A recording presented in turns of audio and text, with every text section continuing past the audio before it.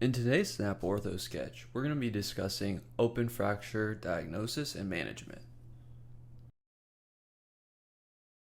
This homestead will have all the high-yield information you should know about open fractures.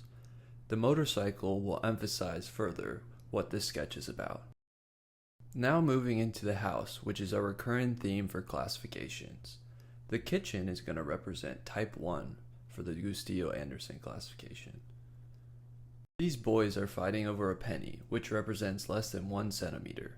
The person on the left is about to poke the person on the right. This should help recall the poke hole injury pattern, typical of type 1 injuries. Now we move to the next room. The living room will represent type 2 injuries.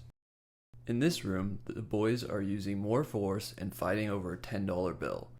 These symbols should help you recall that type 2 injuries are between 1 and 10 centimeters and have soft tissue injury. As we move on to treatment, it is important to realize that timing is critical in open fracture management.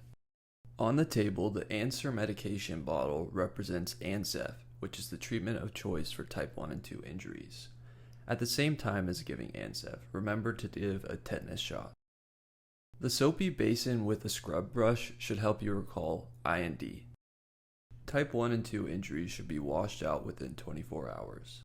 Our cast cart should help you remember fracture stabilization and appropriate dressings for these injuries. Now we move on to the bedroom upstairs, which will represent type 3 injuries.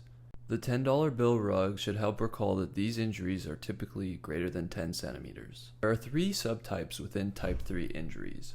All 3 subtypes are high energy injuries, as represented by the toddlers jumping from the bed. Toddler A has baggy clothes representing periosteal stripping with adequate coverage. The tractor in the background should help recall that farm injuries are at least type 3A.